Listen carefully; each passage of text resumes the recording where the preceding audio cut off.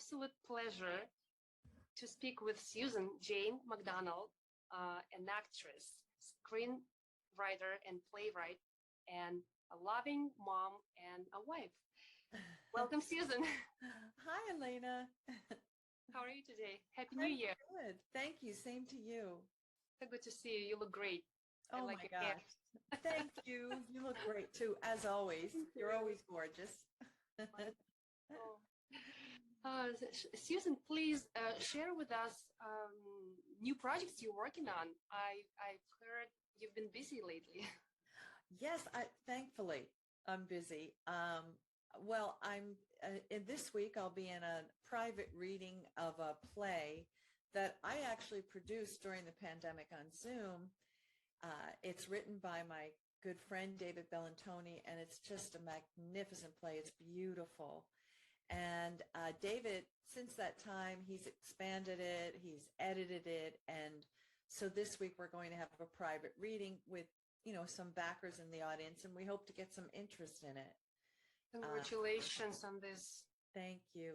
Thank you. So I'm doing that, and I teach acting classes at ATC Studios in Clifton, New Jersey, and I'm also directing a play. I met this playwright through a playwriting series on Zoom, Colette Cullen, and she's actually in Dublin.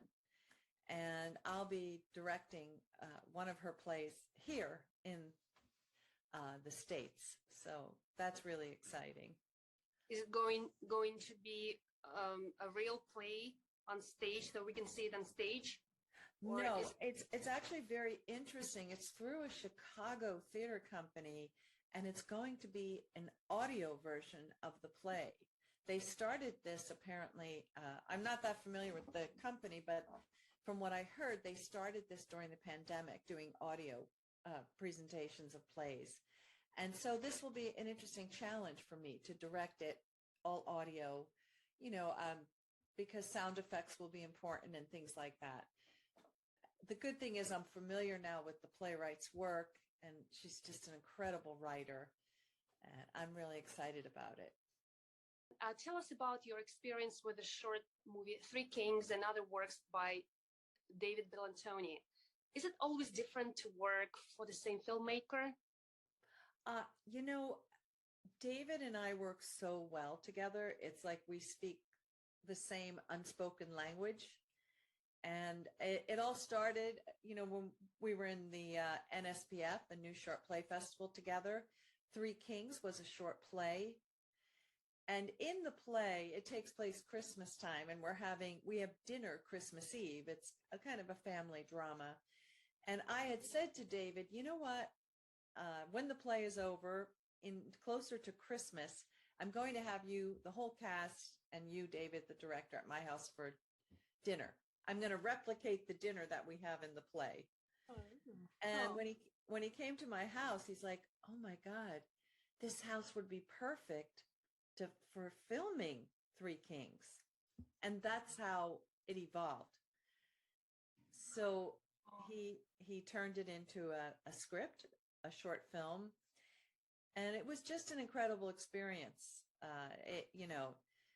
David is just wonderful to work with. He's so respectful of actors, and he really lets you find your work and guides you, Yes. So, and then I find that with everything he does, we've worked together on several projects, and I'm really very grateful for that professional relationship, because it's still ongoing. Yes, it's great. It feels like you have a family, your filmmaking family, and you can always rely on. And over time, we all become friends. Yes, family. So this is how it feels to me. No, that's a good point. There's so much emotions. Yeah. You do. You become a family, and I think, I don't know what you think, but I think it's about trust, because you trust each other. You feel comfortable with each other. In some ways, it's better than a family, because sometimes your family drives you insane. Tell me about it. I'm from Russia. Oh my gosh. Oh, I loved your appearance in Crazy Town TV series. That was, you were so, wow. Tell me about it. How was your experience to work there in that project? Well, it's interesting because Deborah Twist saw me in the new short play festival in a play, and David had highly recommended me to her, which was very generous of him. And then she cast me, and I'm like, oh, what's the role? And well, you'll be a stripper. And I'm thinking, a stripper at my age? And I don't exactly have a perfect body. But then I started thinking about it, and I thought it was so cool that she had this role of an older stripper who's been around a long time. And, you know, she wrote a beautiful series because each character in the film really has an incredible backstory, and she somehow weaves that in. And Deborah's amazing to work with. I mean, one day we were on set and I had a very emotional scene, and she was just so kind and gentle, and I felt so comfortable just, you know, that I could do the work there on that set, you know. She really created an incredible environment, and I'm really grateful for that role. But, you know, it was just funny when I tell people, oh yeah, I'm a stripper in this series. Oh. And also you played a dying mom in Nicole Good's short film Lullaby. Yes. What were the most emotional or painful moments in that film? I saw it. It was really, really deep story. Yes. Well, it's a little difficult for me to talk about because the director. Okay, you don't have to. No, it's okay. It's good. The director, Kai, had suggested I wear a wig, which makes sense because if you've been through cancer and, you know, and so the wig I wore was actually my mother's wig when she was going through cancer. And, you know, I had recently myself gone through cancer treatment. So it was a tough piece. And I was with my mom when she passed away. And so a lot of my inspiration was what was happening to her body. The breathing is very shallow, and then it just stops. So, you know, a lot of that was my inspiration. It's another topic that we don't talk about enough, of, you know, that affects women and affects women, could be for years, but menopause, you know, I really admire someone like Naomi Watts because she does a whole thing about this if you follow her Instagram. And I just think we need to talk more about some of these things. Yes, because I think it's important. Yeah. It's important. Right. And even the other thing we did, the Mother's Day special that you were in, and you were so touching. It was so beautiful, the piece you did. But the purpose behind me starting Metamorphosis and presenting these stories is I want to hear the story that people don't want to tell. I want to hear that side of it. We love our moms, but what are the things that are difficult to talk about in our relationship with our moms? That's what I want to hear. And it doesn't mean that we don't love them any less, right? You know? Yes. I'm really all about that. Let's hear the difficult stories. Because I think what actors do is we bring life to it. That's what makes us unique from people who aren't actors. And it's our gift. It's a blessing and a curse at times because, you know, I'm sure you know yourself, we're very sensitive people. And sometimes that can be a difficult thing to navigate, you know, because we feel see things that other people don't. It's our training too. I mean, we are trained to connect with people on an emotional level. And I think it's a beautiful thing, but it's also something that you have to take care of. And yeah, definitely. And you wrote, you're a writer, so I know some of your work, and you wrote the movie Family Day. Yes. I saw it. It's beautiful. So Thank you. beautiful. And several pieces, including one of my favorites, The Ladies, Oh. directed by Paul Michael and New Short Festival. It's so funny. Oh, it was hilarious. And is it hard to be an author? Do you always need an inspiration to write something, or do you deal with this as a routine job? Oh, no, I definitely, I write the way I act really based on instinct. So if something, it really, like the instinct, the inspiration just comes to me. And if I don't write it down, I generally forget. So I have to write it down. And then I work from there, and then I start the piece. And then just like I act, I try to be in the moment, and the piece speaks to me. And it tells me where it needs to go, if that makes sense. The ladies, Yes. the ladies was extra fun because there again, I had taken a long break from acting. When I came back, now I'm middle-aged, and I was a little taken aback by the lack of really interesting roles for middle-aged women. And so I said, well, don't complain, start doing something about it. And so that's really like a lot of my inspiration for the writing. And the ladies, I wanted a farce. And it's two middle-aged women who are, it's a play within a play. They compete with each other. So funny. And then I have two other characters in the play who speak about these ladies in Spanish to each other because they're both Hispanic. And I love that idea too, that I wanted, I don't know, I wanted the roles to be mixed up a bit than what we normally see. And that, you can have two middle-aged women and they can be hysterically funny and it could be a popular piece. I mean, look at Grace and Frankie on, Netflix. I mean, it's that kind of thing,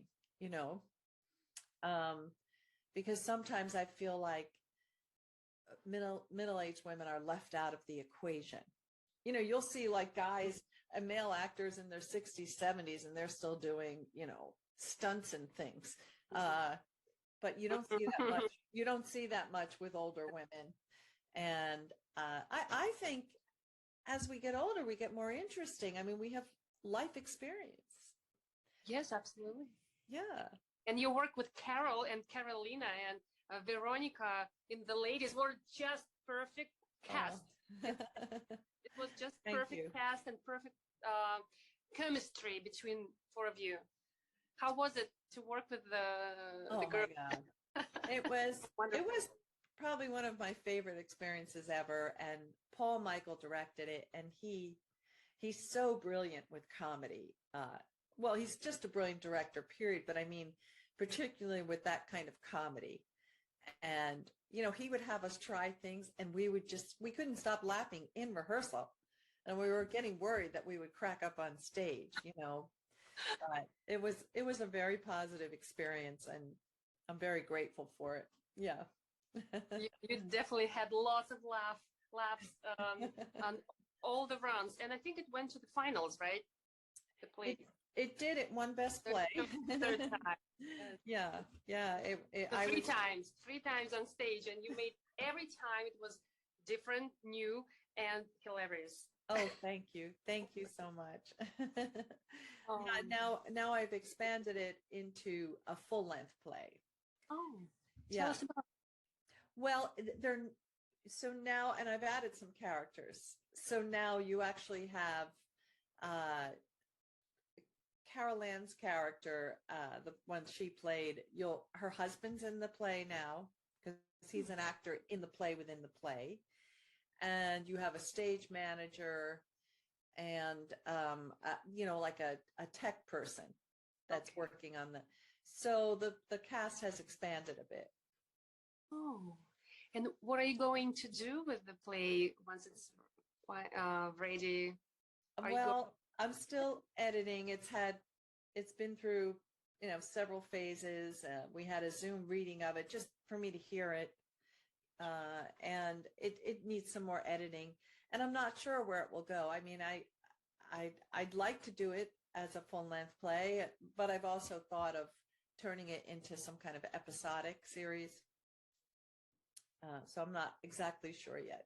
I can see it as a web series, something like this. I can see it definitely. The story could just go on and go on and go on. The audience will never get tired or bored watching it. But definitely good luck with this, and I can't wait. I can't wait to see how it develops to the next stage. Thank you. Sure. And going back to writing, what would you suggest to writers who are just getting started? Not easy, right? Right. No, that's such a great question, Elena. It really is. I can't remember the author's name, but there's a great book about writing called Bird by Bird. It's Annie, I forget her last name. And it's kind of the best how-to I've ever read about writing, because the title came from a story, like her younger brother, when he had a paper to write for, I think, biology class, and it was on birds. And he didn't know how to start it. Where do I begin? He asked his dad, who was also a writer. And his dad said to him, well, son, you start bird by bird. And that's how the title of the book came. So I recommend that book for new writers. But aside from that, I always say go with your gut. That's when we do our best work. Not giving people what we think they want, but what we need to tell, right? This is the story. This is me. This is my story. Because that's what makes you an original. And you just start. And just kind of, then the work starts talking to you. That's what I think. I think it's the best way to start. Everyone's different, but I think a lot of anything we do in this business is affected by fear. We're afraid to do things, to start things, to try things. And I found in life that it was always better to try. When I was younger, I didn't as much, but as I get older, it's funny, like I'm much more courageous. You're so inspiring. Oh, thank you. So inspiring. Thank you. I know how hard it is to start something, a new project, a new journey, new relationships, and so forth. Yeah. And it's important to hear. Thank you so much for sharing this. Thank you. Well, that was the thing, even when we did the Mother's Day thing, and I asked all the actresses involved to really go there. And it was so interesting because I know a few people were nervous about it. But then, I mean, I got so many responses from audience members about that evening because people were so touched. So I just think it just proves that people want to hear these stories, and they appreciate when you're brave, Yes. It's all about it. I know, just to get in touch with your inner world, right? And share through the form of art, whatever it is for me. And dare to do it. And Mother's Day was a difficult project for me, to be honest. But I want to ask you, what could I do better? What could I do better? What could I do to improve my work as an actress? So maybe in that specific piece. No, you know what? Well, you were, I mean, that piece was just lovely. That was just perfect. But I would say, not just to you, Elena, I would say to any actor, keep challenging yourself. When I teach in class, I tell my students, dive off the cliff. dive off the cliff, because you'll never know how great it will feel when you get into that water, right? Unless you dive off the cliff. And the other thing I tell them is, look, the very first day I tell my students, you are all talented.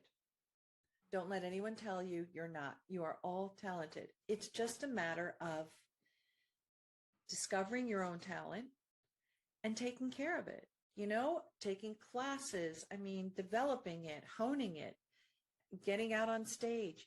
But don't let anyone ever tell you you don't have the talent to do this, because you do. And we need more teachers like you. well, and the other thing I always tell them is that, look, we live in a society with a mindset of perfection, right? It's like here in the States, we want, in school, students to get straight A's, all A's, right? But if you think about it, what is perfect?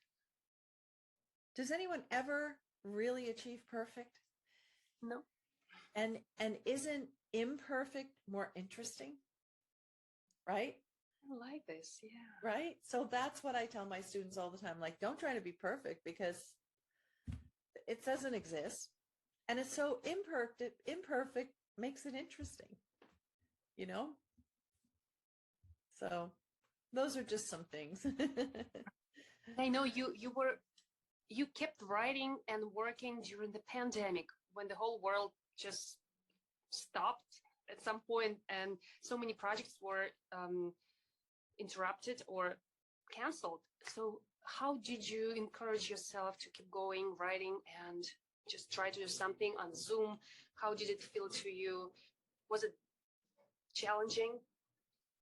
I think in a way it was my salvation, because for all of us, I think we were very scared during that time. And I don't know about you, but my husband and I, and luckily our daughter, I have a daughter who's 27, and luckily my daughter Leah just happened to come that one weekend when everything was happening, and she ended up staying with us for 8 months. And I felt so blessed to have her with us. But I think we were all scared. We'd listen to the news at night, and just the number of people passing away in New York and New Jersey.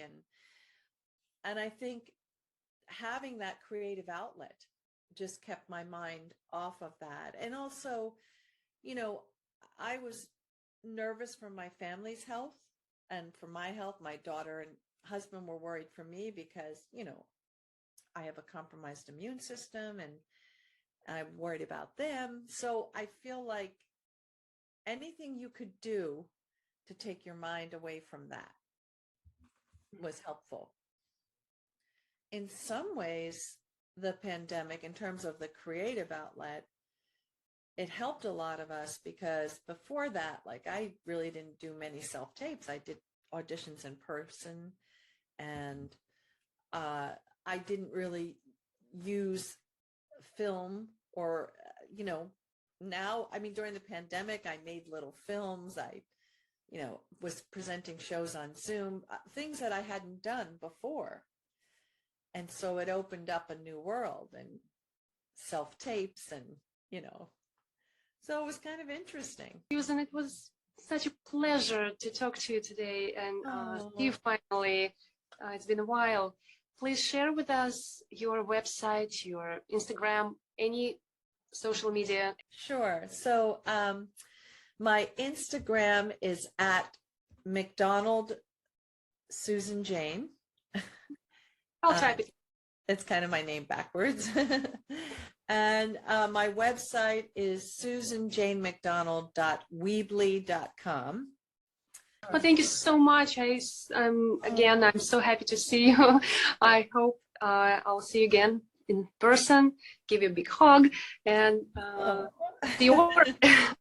So, thank you, Elena. It's just such a pleasure. You've always been just the loveliest person, and I really appreciate the opportunity to chat with you. And I want to do something with you again soon, though. Sure, I'd love it. We'll have to come up with a creative project that we can do together. We will. Yeah. I'd love it. Yeah. Well, I wish you the best. Break a leg with all you're doing.